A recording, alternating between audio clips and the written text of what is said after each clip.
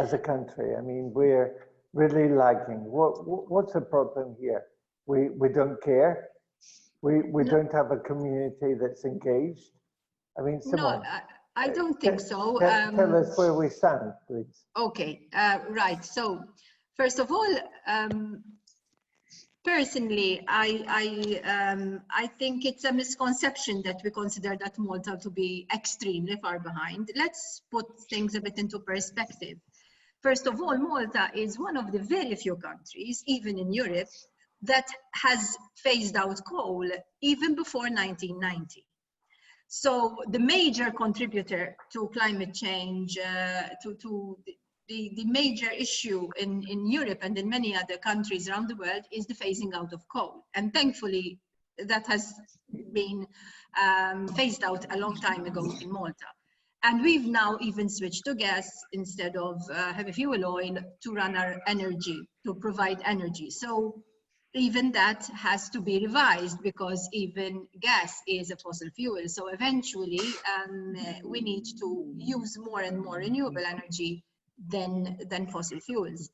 I am not a technical person and I stand to be corrected on this, but as far as I have heard, when one says carbon neutrality, it does not necessarily mean that there will be zero use of fossil fuels. It means roughly that one can still use around 20% of energy, not just for energy generation, but even from transport and other industrial processes. Around 20% of the energy mix comes from fossil fuels still, because we're talking about carbon neutrality, which is the offsetting of the general picture. So you achieve the zero, the neutrality, by offsetting more than what you emit.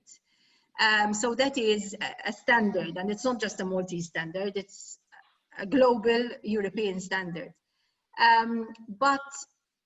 So in energy generation, we're definitely not behind. Actually made very important strides, and there we are doing quite well, and hopefully we continue to do well. We're not exactly there yet, but we're extremely on the right track.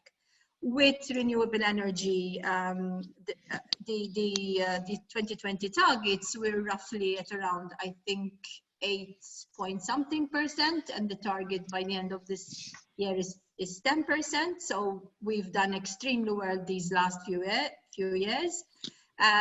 We can, of course, improve always. With renewable energy, the issue in Malta remains the options that we have that are really the real options that we have, and the space, the geographical space is too little even to generate as much solar energy as we would want to. We had not disregarded, but after certain experiments, wind energy was not considered to be feasible, definitely not on land, and on offshore it was considered to be too much of a risk and not exactly cost effective and not exactly feasible at that time. This doesn't mean that it won't be looked into again. I think the best way to look into what is being programmed is the National Energy and Climate Plan, which you would find, I'm sure it would be available, first of all, on the Energy and Water Agency website, because they are responsible for the whole thing. The National Energy and Climate Plan is required by the European Union for all its member states to comply with the Energy Union. And so those are the projections of where we want to go with respect to energy generation and renewables, etc. I mean, this sounds very hopeful, but Alex, I mean, do you feel in agreement with Simone that we are, as a nation, we're doing well on? I didn't say that, because I didn't refer to the other sectors. Now I'm asking. Okay, so let me not disagree or agree with Simone. Are we moving towards a zero carbon future? Are we a good nation? Are we a bad nation? I mean, where do we stand? Can I bypass your question a bit? Because I think we need to. Are you going to answer my question, or are you going to bypass it? No, I mean, I think the first point is to understand what the objective is, because if the objective is a new economic model to fight climate change, we have to understand what climate change is. And I don't subscribe to the idea that climate change is about energy efficiency or even carbon footprint. It is related. I think it's more related to the link between economy, environment, and ethics. And because earlier Simone mentioned the problems that we have with transport and government's decision to put in electric vehicles, to phase out fossil fuels, but nobody touches the other aspect of transport, which is air transport and ship transport, and what drives that ship transport, air transport. Our model is tourism. If you agree, we have a free port, Alex. No. What I'm trying to say is that, and we're bringing, as you would understand, we're bringing toxicity from the Far East to our country. No. Well, that's the model that the world has adopted. Tourism is a very important motor of economy, but it's intrinsically not green. It's intrinsically not green. As you see, what happens is, can I just quote, if you allow me, in 2015, Pope Francis published Laudato Si. And I think there are three quotations that I've selected which are extremely important in this discussion. The first one is, human beings seem to see no other meaning in their natural environment than what serves for immediate use and consumption. And that's a problem. Okay, that's what we face. The environment is there to be exploited. And secondly, environmental protection, and here I'm talking about the construction industry in particular, environmental protection cannot be assured solely on the basis of financial calculations of costs and benefits. The environment is one of those goods that cannot be adequately safeguarded or promoted by market forces. I perhaps not agree completely with the Pope on this, in the sense that if you manage to put an economic value to the environment, then the equation will be completely different. And the economic importance of the environment is, if nothing else, health, well-being. And this is what we saw in COVID. So people could not go out, so there was increased level of stress. There wasn't air pollution, so it wasn't that. But people did not feel well because they couldn't connect to the green around them. I think the final quote I'd like to make, because I think this is to me. And for you, sorry, Alex, I mean, where is this green connection? How can ordinary people and how can companies make a connection to this conceptual green? Yeah, you're right. But this is fact given in the third quotation I want to make. And the Pope says we need to grow in the conviction that a decrease in the pace of production and consumption can at times give rise to another form of progress and development. In other words, what we're talking about is not simply have more green and what companies can do, but whether companies believe that a different rate or a different measure of economic development would help change what they're trying to do. They're trying to do business, and that is legitimate. Are they trying to do the right business? Are they forgetting everything else about the business? And I can explain later on how I see this model in the construction industry. From your side, what sort of business would be positive in this sense? Well, let me talk about the construction industry because that's the one I know best. Okay, so the construction industry, nowadays everybody's talking about the need to reform the construction industry. I can tell you, since when I was president of the Camera a couple of years ago, when we said the construction industry is in a state of crisis, everybody said, oh, you're being doomsayers, etc. Now everybody agrees that it is in need of reform. But what does it need to reform? I will tell you one characteristic, and I think this is the most important point in the construction industry, and that is to change the fixation on profit. What do I mean? What do I mean by this? In the past, construction was intended, people built in order to create shelter, in order to create places of worship, in order to create places where you could go for education or for economic activity. In other words, they created value, and it was a means to an objective. Nowadays, the construction industry is about making money. And I'm not saying this glibly. If you look at the planning rules, in about, when was it? In the 80s now, we're at almost 30 years ago when we had our first Planning Development Act. The rules were about what you could develop where. Nowadays, it's no longer about that. Nowadays, it's how high can you make it? How many floors can you fit? And how many people can you pack in because you make units smaller? In other words, now it is only about making profit. And that is a problem of greed, effectively, and a problem of ethics. So it's not a question of building less, but building with a specific social purpose. So I could go on this, but Alex, I can't give you the answer. But I mean, it's very interesting to hear this this side of the discussion. I'd like to bring Dr. Roberta Lepre into this because she is working on issues around social impact. Rob, are you sympathetic on this view? Yes, very much so. I think it really underpins all the work that I'm doing with companies. And in fact, when we start with our exercise on integrating principles of social responsibility, we start actually by looking at the fundamental purpose of the business. I am aware that it sounds a little bit idealistic, but making money is idealistic. I'm lost. It's here. very down to earth. I thought that's why we are in business. Certainly. But I do believe that one can make money in a way which also factors in other goals.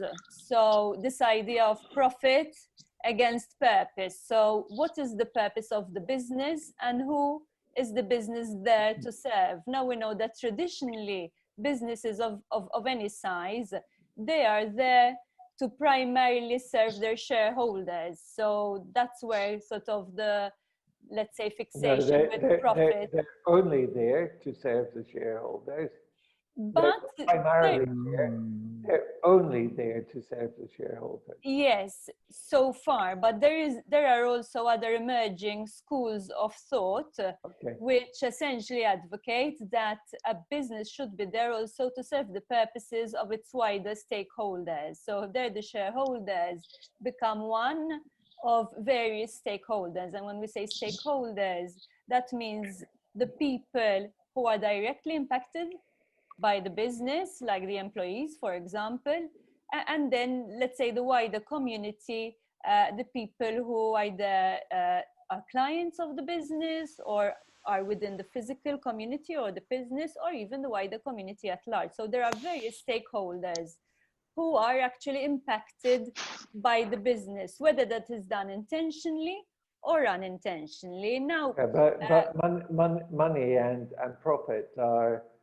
essentially at the basis of all of this. Yes, but there is also the notion. When you say but, I mean, we are agreeing that only profit is the driver here. Yes, it is the driver, the driving force and the main driving force today. But I think nowadays we are recognizing the fact that when we pursue profit only, very often that comes at somebody else's cost. And it would be at the cost of the wider community. So for example, let's go back to the example of the construction industry or the tourism industry. Okay, there is profit that is being generated for the shareholders of the business, of that specific business, but then there is the wider community which is losing out on its access to public spaces, for example. We're seeing this with COVID. The fact that nowadays you can go to the beach and actually enjoy the beach. So to a certain extent, no, I think we're saying we, as local residents, as Malta, we can enjoy it for a few days until July the 1st, and then we open our borders and we go to a different situation. Yes, and I want to be clear here. Nobody is suggesting that business should not function and that everything should be put at a standstill. But I think we need to have a better balance. Good point. Yeah, good point. We need to have a better balance of the needs of the different stakeholders. So this requires as well a shift in our mindset. So rather than being just driven by profits, we shift to what we call the 3P approach. So the profit agenda remains important, profitability and financial sustainability, but we also need to look at the impact which our activities are having on the planet and on people. So what is termed the 3P approach, and very often when we don't do that, we see that we are profiting at the expense of somebody else, and I think that needs to be acknowledged. Now going forward, I think this principle of trying to do the best for everyone and being a good citizen, we're starting to understand it, Rob. Yes. Nadia, can I bring you in here? Of course. What's the issue here? I mean, let's say that we make money from good intentions. Should we? I mean, do we need an ethical change in the way that we approach our businesses? Well, to start off with, the way I think you have phrased the question is, or tends to suggest that businesses are not ethical. I think most businesses are ethical, and most businesses often reflect, at least the businesses I come across and I have come across in the past years, all have core values that they continue to push forward with their activities. Of course, situations like COVID has made businesses reflect on the way they operate, on the way they run things, and on the way they do things, starting from the smallest businesses even to the larger ones. Maybe we were moving on across a cycle that was spearheading us into an abyss, most probably, because we were not reflecting enough. Businesses were moving on, pushing on, increasing the bottom line of profit without reflecting perhaps enough on what their main value or what they were set up to do was given the central focus. When we set up businesses, we don't set them up only for the purpose to make money. Of course, that is the core. I mean, otherwise you wouldn't set up a business. But you also put down in your memorandum of understanding, what are your objects? What are your objectives? And most of these objectives are very often grounded into wanting to do something different, something good from others. So when it comes to saying, I mean, do we need to reflect? Of course we need to reflect. And I think it is always a situation or always an instance when we need to reflect. Maybe we were not reflecting enough. And I think COVID, for many, and in the past 4 months, I've been speaking and talking to universities, research companies, small companies, big companies, agents, schools, I mean, a whole spectrum of people. And the same message comes across. This was a blessing. Of course, it has affected our businesses. Some of us have not been earning money since March. And this is not just locally, but internationally. But it has caused us, business owners, to stop, reflect, and start doing things differently. But you're saying this as an academic, or you can point to concrete productivity around the concept of moving sustainability from the discussions at the board into the activities of the community? I'm talking here from a practitioner, not from an academic. I'm talking here from the perspective of a business owner, okay. A business person that has had to analyze, reassess business models, has to reassess with whom I do my business with, and more importantly, the way I am doing business. So yes, there is a way, I mean, simple things and even complex things, okay? Not using so much resources, for example, to go from one place to another. Initially, we were saying, oh goodness, how are we going to handle all our interactions online? Today, we hold meetings, we hold seminars, we hold conferences, we hold project meetings, we have kickoff meetings, end of project meetings, so we can function simply because we are thinking differently. And that has helped us, and now I'm talking from a project perspective, from a project manager perspective, rather than spending money on airlines, on hotels to attend a meeting and wasting 3 days to do a 4-hour meeting. Today we are spending 1 whole day in a meeting and then dedicating that money to other things related to a project. So yes, again, we are reinvesting those money, which were in any case already considered a waste, so to speak, into doing something concrete and tangible. The way we're doing businesses, I mean, part of our work involves language schools. When we were analyzing how much money people spend on travel and on accommodation, if you do the maths of it, you can say, well, you can spend more time learning online than actually, you know, spending it elsewhere. Of course, that money is being invested into other aspects of the economy. And here I don't want to be interpreted as saying, let's stop all the other ancillary economic activities because they are necessary, okay? But there are different ways, or we can do business differently. And I think this is the whole issue here. How to do things differently, and, you know, and following social media in the past months, people were saying, well, this is a God's act, you know, sending us this blessed virus because, you know, it's a way of reassessing our situation. I'm not going to go as far as stating that, but I think at least it has asked us to say, hey, stop. What are we doing here? And how can we do this in a different way?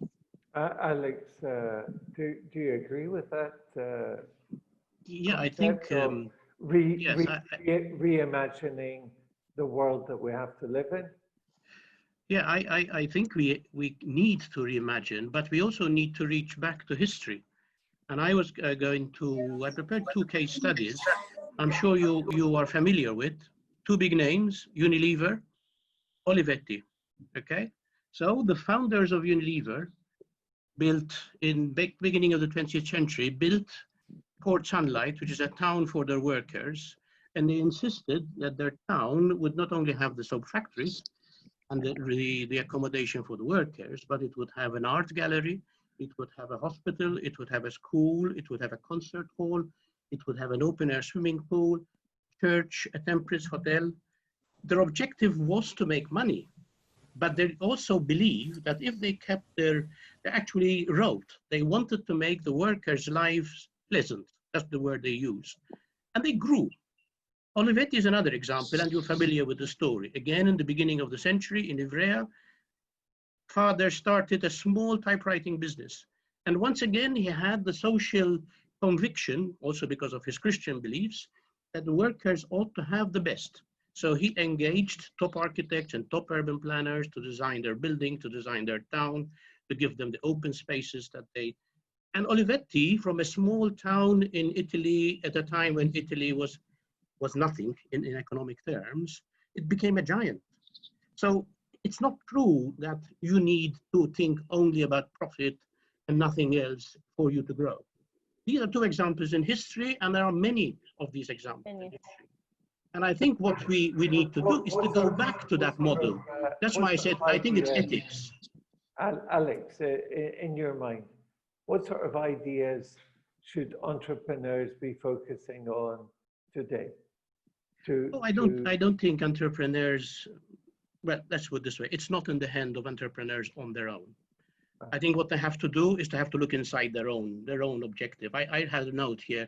The change in Maltese companies can only come from within. They may not be able to change the world. They can only change their company. But with the examples I mentioned, you know, a small change, two brothers believe that their workers had the right to dignity.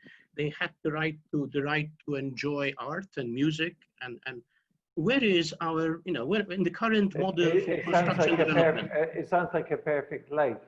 Yeah, but it happened. It's not utopia. It happened. And Unilever is a giant now. You know Unilever. And Olivetti is a giant. And of course, Olivetti's story is even more of a lesson because it was undermined by the banks rejecting that model and saying, why should he be successful when he's giving all of these things to his workers? If we had to do the same thing for our workers, then we wouldn't live. And they stopped giving him money and he had to sell out. So I think it's all about things. And I insist on this because in the construction industry, Roberta was saying in her experience, people are not in the construction industry. Frankly, there are many sharks. And I don't think there are people who say, okay, let's build space. Look at our current plans. Where are the places for nurseries in the residential areas? Where are the spaces for schools? All land is built to build apartments or offices. There is no concept that a community needs more than just residences and offices. It needs where to play. It needs where to go to school. So I think it's not Maltese companies on their own. I don't think they can. The community has to be brought into it, the whole community. But politicians. Think, Alex, I think we all agree that we are, all of us who are living in urban concentration, we're missing out. Simone, do you feel that we can do more to promote better lifestyle? Yes, I think what I'm judging from hearing all these formidable speakers is that we're agreeing that it is a choice that we all have to make, starting from governments, but including also civil society, including business, including academia. Yeah. It is the change of a mindset, the paradigm shift to an economic model. Maybe with what Alex had said, I won't say it's a new economic model because there are examples in history that have shown that it works already. But he was going back to this utopian concept of... I wouldn't call it utopian. I would call it very realistic. I think we all know, even in our microcosm at work, if you have a group of employees and you keep them happy because the conditions they work in, because the pay is right, because you involve them, you involve their families in kind of a social program, even at work. So you keep your employees happy, you're going to get a better return. The employees are going to stay, they're not going to seek another job because they know that they are enjoying the work because it fulfills them. And it's the same with integrating social aspects and environmental aspects into our economic model. And as far as we continue to ignore these two, we are going to stay put, whether it's climate change, whether it's biodiversity, whether it's air quality. It's all a question. Simone, in your view, where do you think we as a nation are putting our emphasis today? Well, I think there is a lot of, I mean, you can hear it from what civil society says, but even sectors, even the business itself, the different sectors, they're all identifying the need to make a change. Now, I think that very often people expect you're the making change money, from above. why change? Because what we currently have, especially because I didn't finish what I had to say before. For example, the transport sector really needs to be revised, and we have a new transport transport model that facilitates mobility. First of all, makes us a bit more mobile even on our 2 feet, apart from using bikes and other means of transport and public transport, because we are a lazy nation. That is a fact. If we could drive into the church, we would, right? Yes, yes, yes. And children going to school with a bus when they can walk in 5-10 minutes to the school. Yeah. So even taking children for sports activities, using the car up to the very entrance of the sports club. So it is very much a behavioral change on the part of us all, the consumers, the users, etc. I'm not saying that governments should not play their part. They are there to establish regulation, the level playing field, which is very important if we want to affect change, to monitor, to ensure compliance, to actually support this kind of integration between the economy, the social aspect, and the environmental aspect that comes from government, the governance structures. But then at the end of the day, it depends on us all. If we start complaining every time we are deprived from using a plastic bag, for example, if we refuse to use public transport or to do away with our car as much as possible, or at least use it when it's, it's not, there's no other way to arrive at our destination, it is a behavioral change that we need to make. And to come together, we need to pre-plan and to be able to make the change. The mind shift has to come cross-sectorally. And it can happen. I always like to quote the example. In the past, you had, I don't know, businessmen, companies, factories that used to insist on a profit at the expense of the workers' conditions, their safety, their health, etc. Nowadays, nobody possibly imagines a factory without health and safety measures that are properly followed, or that you have unequal bad pay, or you have child labor, at least in our society. And this is a reality, unfortunately, in some parts of the globe. But what I mean is, what before used to be a utopia, because nobody would imagine that there would be something like workers' rights or workers' health and safety, it became a reality because there was this change in the mindset. And this is the same with the current situation which we have. If we are depriving ourselves from environmental well-being, it affects our health, it affects our mental health, it is going to affect us socially. So this is again another step ahead in integrating the social aspects of our lives by marrying them off with our environmental needs. And this is where we are at the moment. In your mind, I mean, how can companies, how can boards influence a change to make things a bit better? I think the most effective way is to strengthenize in unity. So if you have, for example, the construction sector or the transport sector, unless you have the stakeholders involved, you're never going to affect change.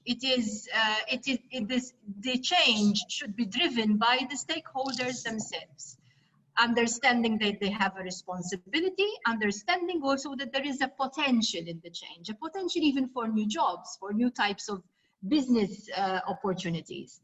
And the stakeholders themselves then can, if they agree, if there is agreement amongst them that the change can be affected over a span of time which allows them to adjust transition, because one needs to be careful that you don't, as much as possible, drive people out of a job, leaving them jobless without providing them with an alternative. And this is the kind of discussioning happening at the moment, even within the EU, We're talking about the new Green Deal, but we're also included in that new deal a just transition, because you need to have a program how current jobs that are carbon intensive need to be phased out. And you can't. Are you seeing a major strategic change at the policy level in Malta for this transition? Yes, I think at the moment we're at that kind of crossroads. There is a lot going on, even in discussions between ministries with stakeholders. There are a lot of stakeholder dialogue meetings happening. There is a great drive, for example, from the Chamber of Commerce, from the Malta Business Bureau. As we have heard, people like Roberta and Nadia, that they are doing their part in facilitating the social corporate responsibilities. And I'm sure they are the majority, really. I refuse to think that they are not, because I am aware that most businesses are very much aware on the need for change. And Alex, I think you were, in a sense, quite critical of the way that business is functioning in different ways. Do you feel sympathetic towards what Simone is saying? Yeah, of course. I must admit, I still remain skeptical because then we talk about stakeholder involvement. So again, I talk about my construction industry. I know the stakeholders. So recently we were in a discussion on green roofs possibility, and I was talking about the experience in Paris. The mayor decided some years ago that all roofs in Paris have to be either green or photovoltaic. Because the stakeholders in the industry who heard me immediately said, but how much will it cost us? That's the reaction. How much will it cost us? And I said, look, in Paris, the mayor decided because it was for the benefit of the community. If you have lots of these stakeholder meetings, they defend their own interests. And you need, well, ideally you need the politicians, but unfortunately in Malta, they don't act that way. But you need, above those stakeholder interests, you need somebody who says, no, this is good for the community. I'll mention another of my bugbears, and these are directors here hearing me, maybe they can take this forward. Billboards. There are some countries decided that they would not have billboards and have trees instead of billboards along our highways. Okay. Good idea, but can we make that stick here? Of course you can make it. You can say, I don't need billboards. Nowadays there's social political media. Parties dominating but that's the excuse, Edwin. That's the excuse. Billboards. We can say, if the director said we are not going to put on billboards, then the political parties will be shamed, because they will be the polluters and business will not put billboards. So it's a question of the community deciding what is best for the community. Driving down a highway, is it nice to see one, regional road, one after the other, everybody, they're actually distracting. You're not meant to be looking at them. Instead of having trees. Okay, so I think there are small things that I have a quarrel with one of the deans in the university because he uses billboards to advertise his courses. And I say, but it's ridiculous. Today, you've got social media. You don't need to put in, anybody who needs a billboard to know that there is a faculty of whatever doesn't want to come to that faculty already by definition. So I think, yes, you need to break the existing models and look at the greater good. Now, the greater good is the community good. And unfortunately, you need the leaders now. Now, if the directors came out and said, look, we have a pact between us, we don't like the idea that we clutter the countryside with billboards, and we are agreeing between us that we will not put billboards. The others may, but then eventually it becomes a shaming exercise. Yeah, for sure. Rob, can you see any breakthrough activities along the lines that Alex is outlining at this stage? I mean, yes, maybe I'm the eternal optimist, but I think we need cheering up. So am I, otherwise I wouldn't be. We need cheering up. Tell us.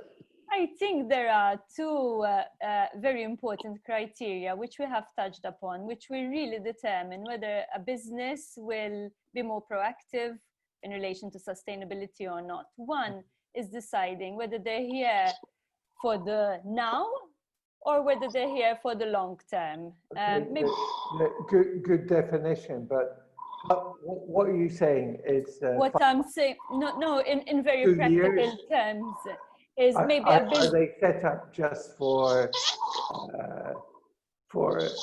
an impetus that is selfish? Can't we have selfish companies? Why not? Yeah, they exist. Why are you against that? There are companies which are set up and the shareholders know that they're setting them up for a period of time, and they will be wound up, and that will be the end of it. So I think those companies will only focus on making profits very, very quickly at any cost which they can get away with. For the shareholders, right? Yes. On the other hand, if a company is... So what's wrong with that? What's wrong with that, I think, is going back to the whole notion of ethics then, which becomes a different conversation altogether. Not everybody... So do we need the financial regulator, the registry of companies, to have an ethical dimension? When people open businesses, they need to pass the ethics clauses. I think just talking about ethics would be slightly subjective, because even what is ethical and what's not ethical, that's also subjective and depends on the value system of the person. I think we need to translate that into more specific actions and commitments. So yes, sometimes the regulator has to step in, although I'm not so much in favor of over-regulating, but sometimes yes, that is necessary, and it's necessary to drive action in a certain direction.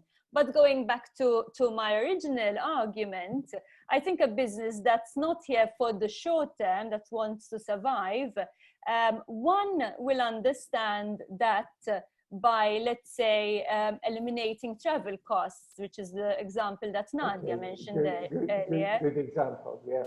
Yes, there is a very tangible cost-cutting notion there. So the change in the practice is good for the environment. It's good perhaps also socially, but there's also a very tangible financial argument that can be made. So one, it's really understanding the business case for sustainability, which can be applied in relation to a number of different measures. Also, when it comes to transitioning to cleaner energy. And two is also being a little bit more strategic in anticipating the, let's say, needs and expectations of the consumer going forward. So that's an interesting aspect. Yes.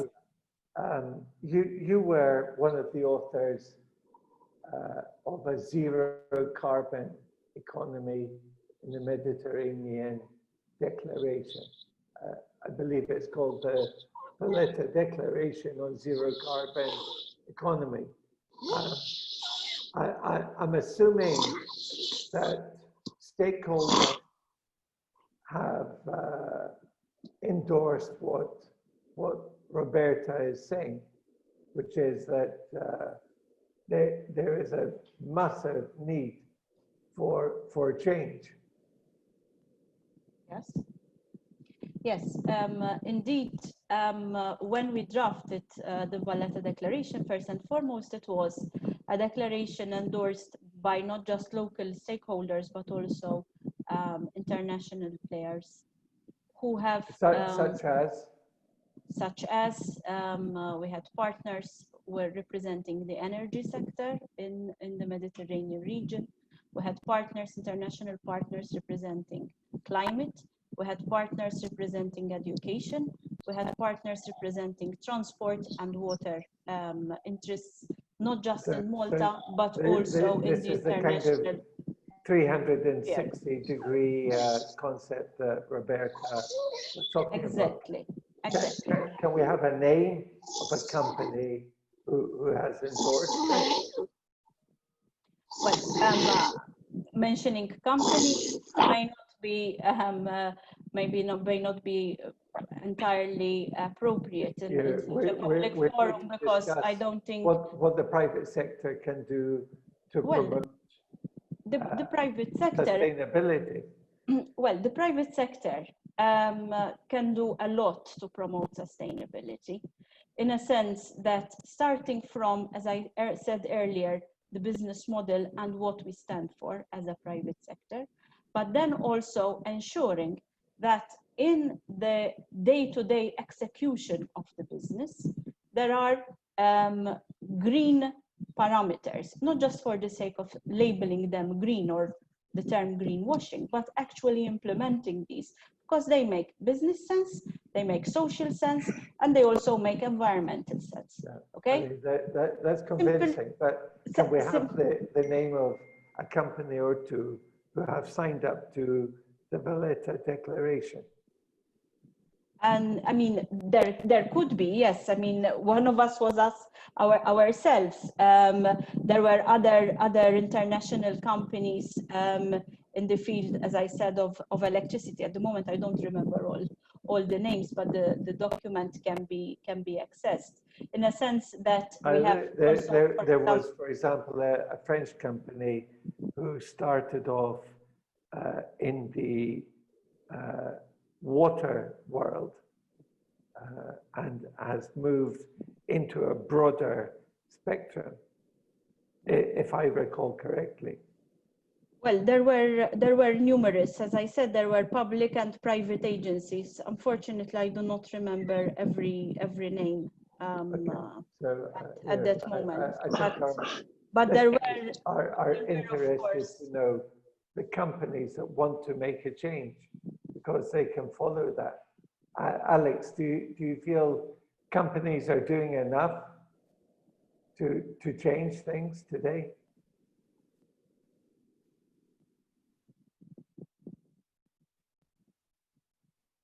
Alex. Sorry, I was muted. Sorry. Yeah, hi. I mean, as I said before, I know construction perhaps more than other industries. Yeah. And in all honesty, I can't say they're doing enough. No. Okay. So, you're actually quite skeptical about this. No, I'm optimistic, but I don't believe the many nice words that people say that is going to happen. Also because sometimes the circumstances can be, I mean, I just want to refer very quickly to what Simone said earlier about coal. The European Union is okay about coal, but in some third world countries, it's very easy to tell them give up coal. And yet, what do? So even a simple thing like that, to me, is not always very fair. So if you transpose this to other examples, it's very well to say, you shouldn't do this because that's what is being promoted in Europe. But you have to look at the collective. Energy efficiency is one. Alex, maybe what we have to drive is the understanding that coal and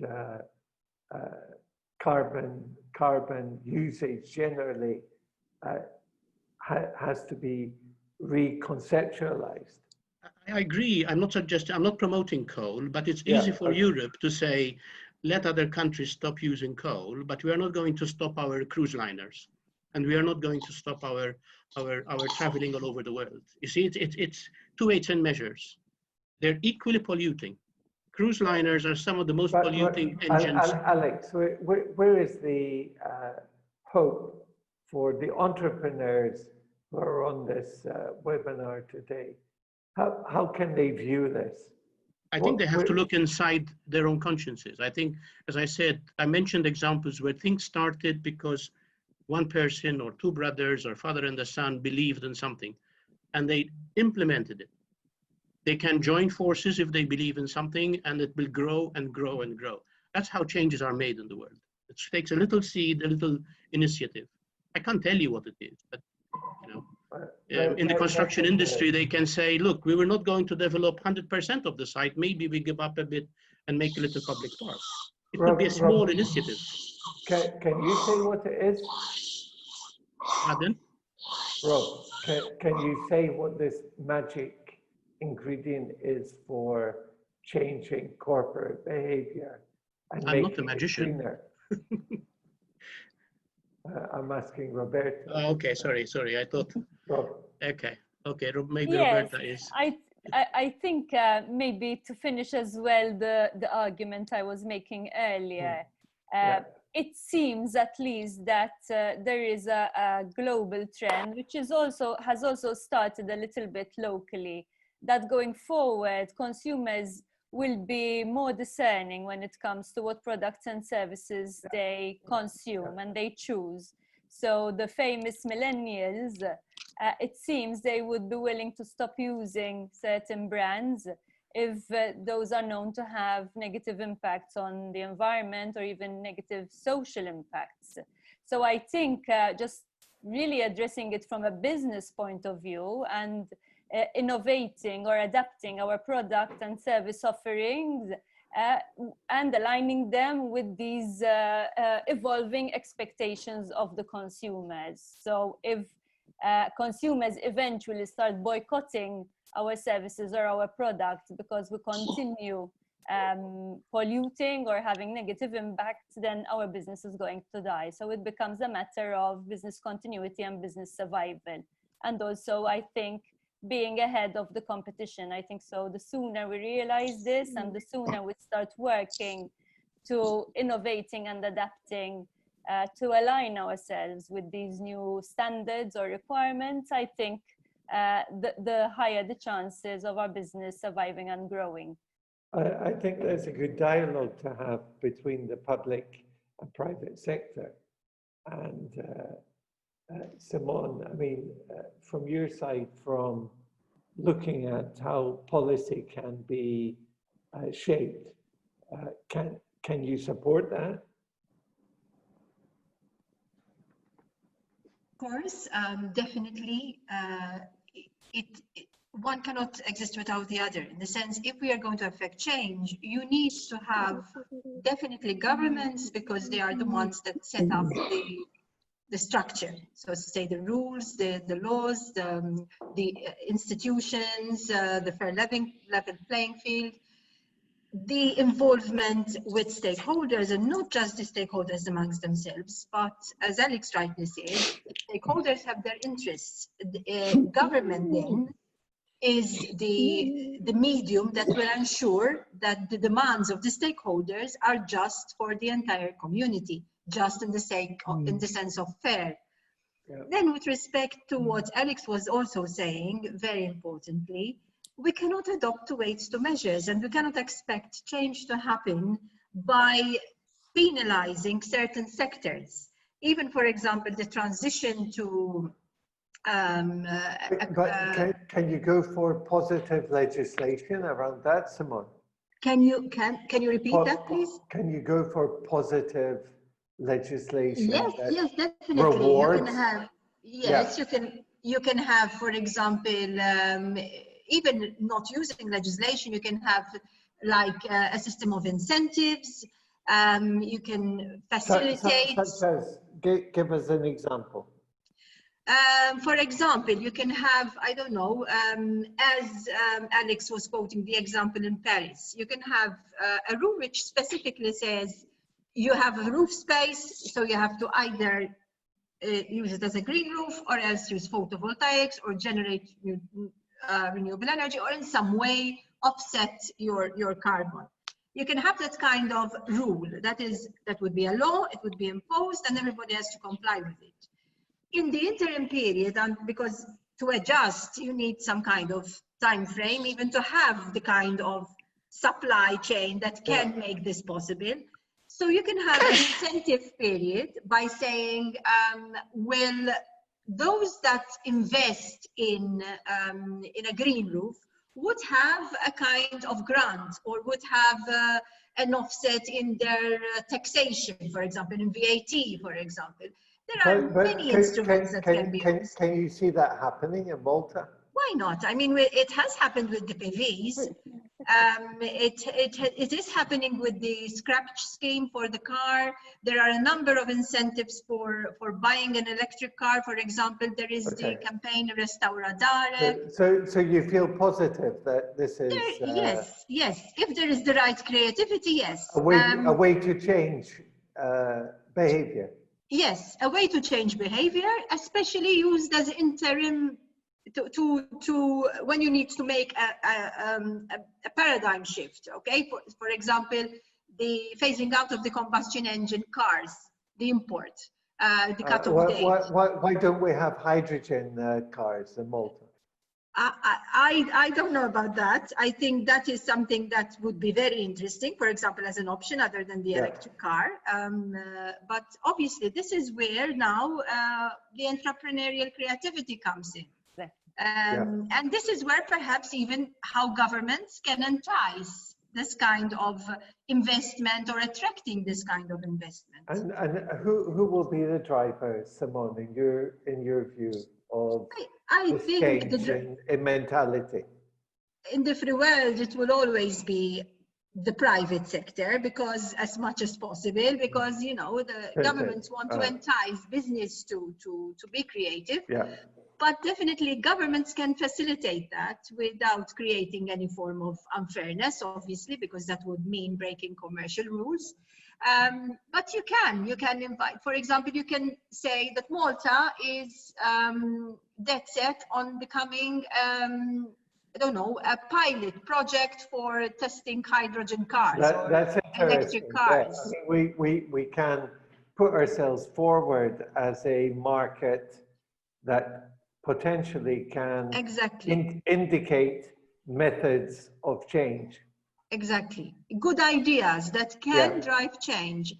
And they need to come from all the sectors of society, as we said, government, business, civil society as well, because I think the consumer plays a very important part. It is potentially the most important part. Exactly. Guys, can I ask each of you to perhaps share what you think is the most important takeaway from today's discussion? Alex, can we start with you?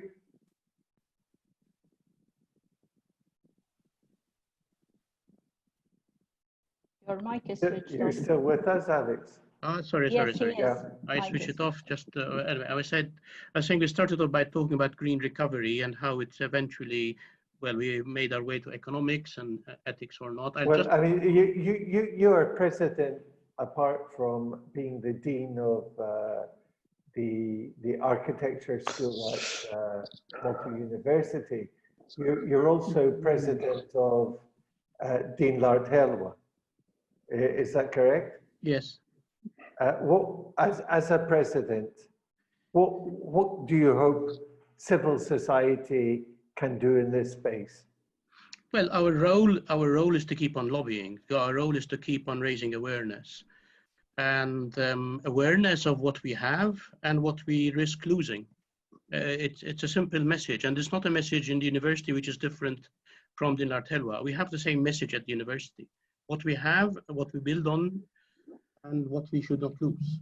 And I would like to quote, because I like this. And what has Dean Lard Helwa changed in the last? Well, Dean Lard Helwa focused for the last 55 years on recovering old buildings. I mean, when they started, there was no Heritage Malta, there were no other NGOs.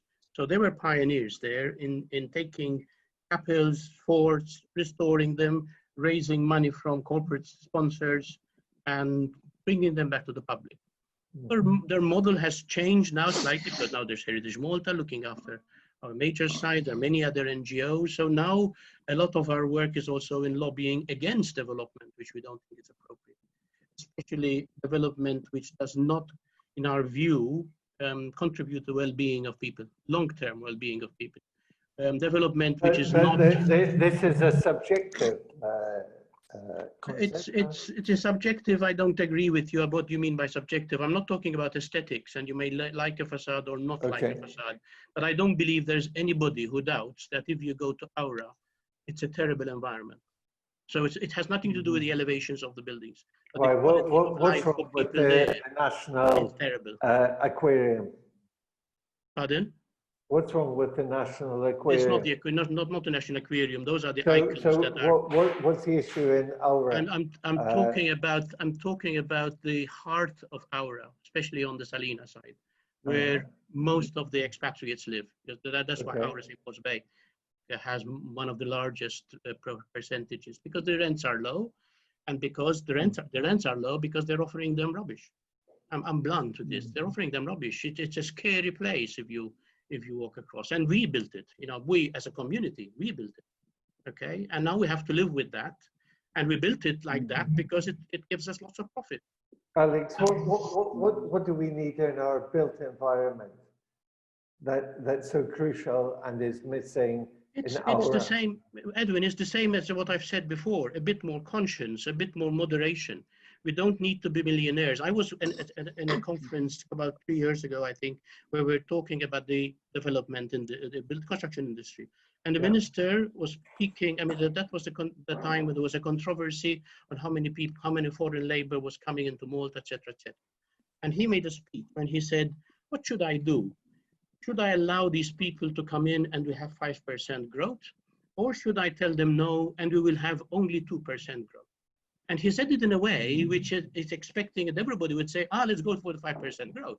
Whereas in truth, maybe we ought to go for the 2% growth, which is stronger, which is slower, which is more resilient, which gives us less problems with water, which gives us less problems with low quality accommodation. So it's moderation, I think. And moderation comes from ethics, from not thinking about profit as the primary objective. There's nothing wrong with profit, but if it becomes the only objective... And we truly believe that ethics is something that the Maltese entrepreneur can relate to.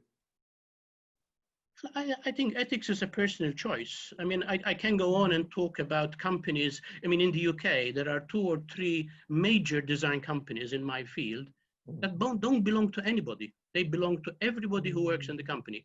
And they started like that because they were founded by Quakers. Quakers were businessmen, but they couldn't accept that only one person owns everything. So they built up very big firms and they don't belong to anybody. I know you mentioned this factor before. Very valid, and we can relate back to it. Simone, what's your takeaway? What would you want people to remember from today's discussion? I think my message would be, let us all be drivers of change. I think the easiest thing is to criticize and to give up, because it's a huge challenge. We can discuss. Yes, right? It's a huge challenge. I'm not saying it's easy. And definitely I'm very much a believer of just transition, because you cannot simply punish people or in any way put some categories of society at a disadvantage. But definitely I do believe it is what will happen. The phase out of fossil fuels is a reality. A carbon neutral world is a reality. That's the way it's going. And if one sees the involvement of business, really and truly, there are so many journals out there that are constantly, I can't mention any because I don't want to make any advertisements, but recently this mega multinational actually has pledged, I don't know how many billions of a fund to encourage creativity in business to make the change. So it's really a movement, a mentality. Just like you have digitalization, for example, it will completely cover across it's a movement. All sectors. Nadia, are you part of a movement, or you're doing work because it makes sense for your business? I think it's both, Ed. Personally, I do think as a business person, but I am also very much aware of the future world that I would like to give my daughter, if I may Okay. also can you think a little bit. For us? Sorry? Can you describe that for us very quickly? I mean, how can we have a better world? Yeah, I mean, by basically drawing up on all the experiences we've been sharing here already today. I mean, being responsible, being more aware of the environment around us, working with other people, respecting the people that work with you and work for you, and helping them to move forward, grow with you. I mean, these are all things that you as a business owner are setting standards and setting limits. I mean, what is it that you limits as in? As in making sure that people observe the nature of our world, and they respect the sustainability issues. Mm-hmm. I mean, it is an issue that we question, and an issue that we ask also the persons that we work with to ensure that they are applying. For example, when we talk to schools or to students that we come across in our activities, okay, we do insist that they observe certain environmental practices and principles. I'm not saying that we succeed every time. That's something very important for our listeners to know, that there are standards being set even at the entry level in the company. Yeah, I mean, this is, I think, what all of us have been saying all along, that it is. I'm not so sure that we are saying that. In a sense, that what we are saying, yes, that at the entry level, at the level of the company, when you are setting both the business activity, there needs to be this consciousness.